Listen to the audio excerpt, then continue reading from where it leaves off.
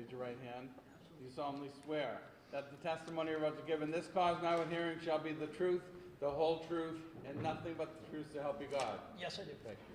You're welcome. Good afternoon. You can have a seat, or I guess good morning still. Good morning, Your Honor.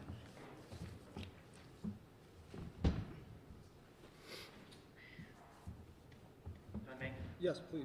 Sir, in a loud, clear voice, can you please introduce yourself and spell your first name and your last name? Good morning. My name is Officer Stephen Corr. Stephen spelled S-T-E-V-E-N. Last name is Corr, C-O-R-R. And what do you do for a living, sir? I'm a police officer with the town of North Andover. And how long have you been doing that? About 15 years. Okay, what are your duties and responsibilities now? I'm on patrol 4 to 12 shift. We respond to everything, 911 calls, domestics, motor vehicle accidents. If somebody calls the police, we answer. Okay, I'm going to turn your attention back to June 30th of last year. You were working that day? Correct. Okay, at some point in the early evening, did you get a call to go somewhere? Or did you get a call that you decided to respond to? There was a call. We had several officers involved in a document service. Okay. I was assisting another officer at a time with an arrest. Okay, and the document service was a restraining order? Correct. Fair to say that was being served on Kelsey Fitzsimmons? Yes. Okay, did you know where she lived? I did. You did? Yes. I'm sorry, I was about to say I didn't hear your answer, but he repeated it, so you knew where she lived. I do. Yes, correct. We're having trouble hearing the gentleman too. If you could Well, just I'm try to sorry. keep your Excuse me. voice up. Thank you, sir. Sir, you said you were on another call, correct? Correct. Whereabouts was that? It was down the road on Waverly Road by the cemetery. At some point, did you receive information that necessitated your presence at Ms. Fitzsimmons' residence? After I had cleared that call with another officer, I had saw on the control board in my cruiser that they were getting out at that residence, and I started floating that way prior to receiving radio transmissions. Okay. And before you got there, did you receive another transmission? I did. Okay, what was that? I believe it was Lieutenant Daly had called off, and in the background it was just a woman screaming and him saying shots fired. Okay. And so did you head that way? I did. When you got there, was anybody else outside when you got there? There was another person in a small red car that had pulled up next to me as I had gotten out. I spoke with her briefly about somebody running down the street with a child. Okay. Had you seen that person running down the street yourself? I did not, no. So what did you do after you stopped? After I stopped, I grabbed my med bag and I radioed up to Lieutenant Daly. I said, where are you, sir? And he answered me on the radio, said, upstairs. I think he said upstairs.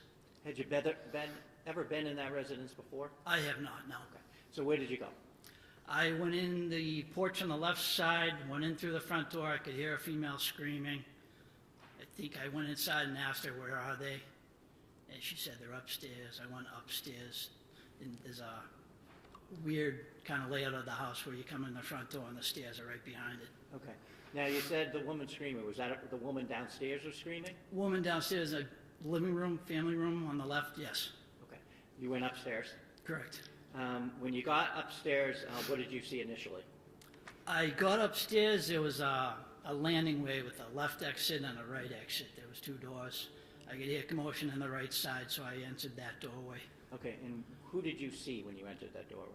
I saw Lieutenant Daly, I saw Officer Noonan and Officer Houston. Okay.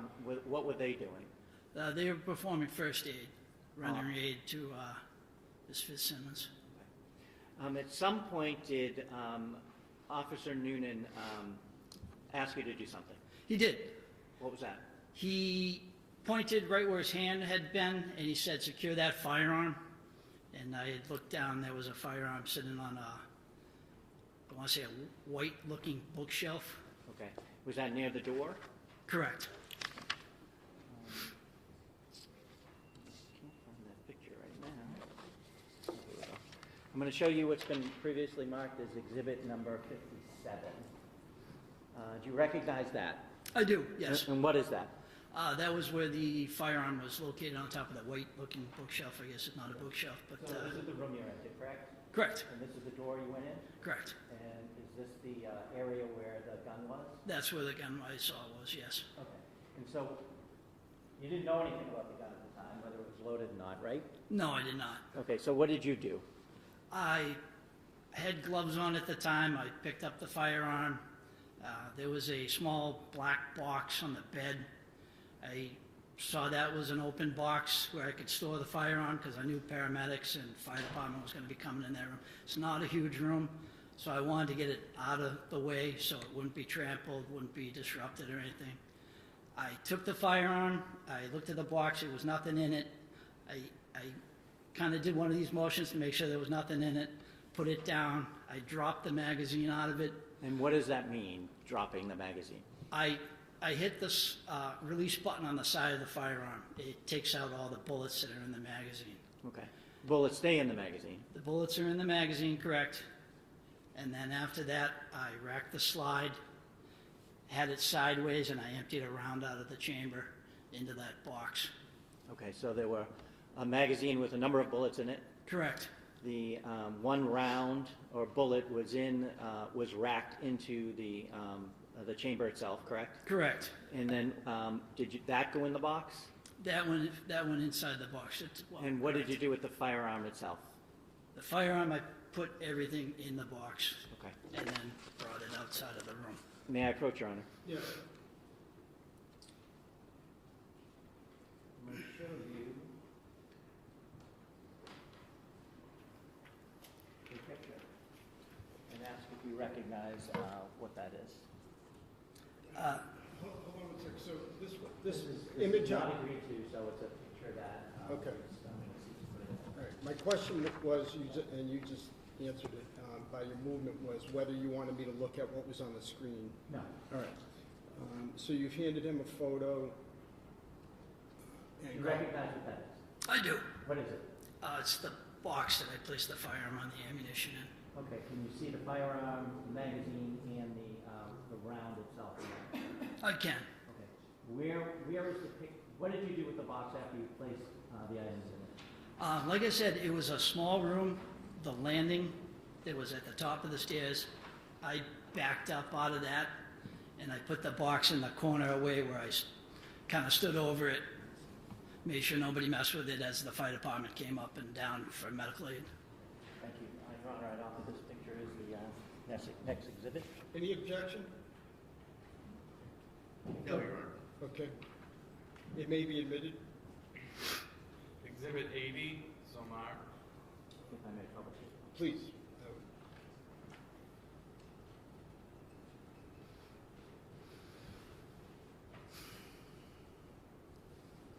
Is that in the position where you had placed the box itself on the landing?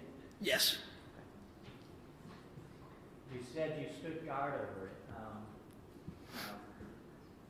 until when? As they were doing render and aid, Officer Noonan backed out of the room along with Officer Houston and I believe Lieutenant Daly.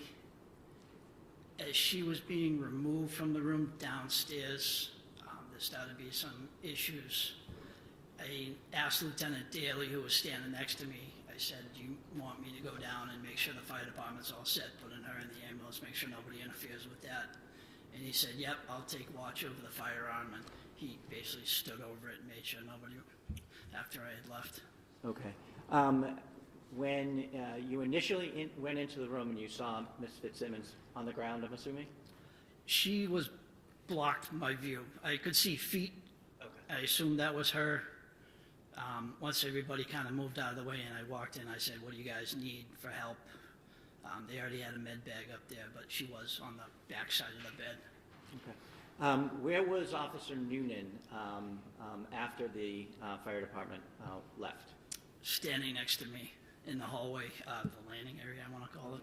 Did you do anything with regards to him? Did you make any observations with him? I asked him if he was good.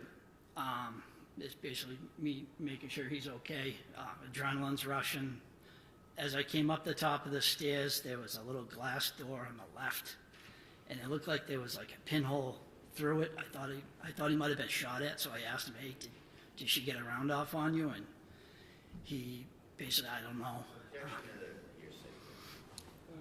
Overruled only because it's been admitted and it's of marginal relevance. Okay. Just to explain the scene. Sure.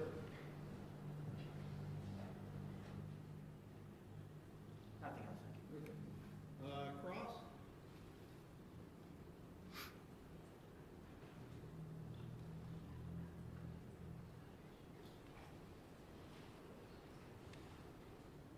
Mr. Brito, cross?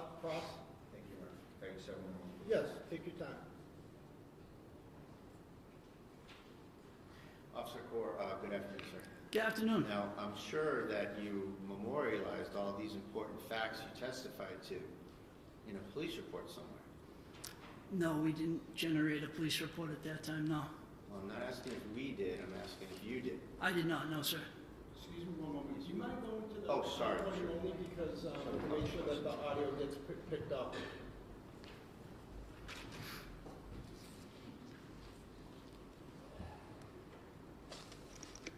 Everything you testified to was not memorialized by you in a police report, correct? No, I did not write a police report, no. Now, also, you weren't interviewed until 30 days after this incident, correct?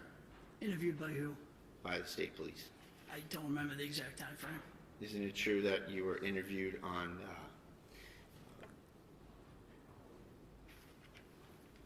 July 30th?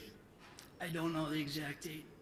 If that's what you say it is, then I assume you're giving me correct information. I appreciate that. You were also working with Officer Noonan, correct? At the time? I work In with that him, time he's a interval? coworker. Did you work with him in that time interval? From when the Incident incident to the happened to 30th? July 30th, July. he's on a different shift, but yeah, I do work with him. And did you speak with him about the case? I don't recall if we did. I'm sure we had talked at some point about if he was okay. Did you speak to him about what happened at the scene? Just yes or no? At the scene we did, absolutely. We were on the same scene. Okay.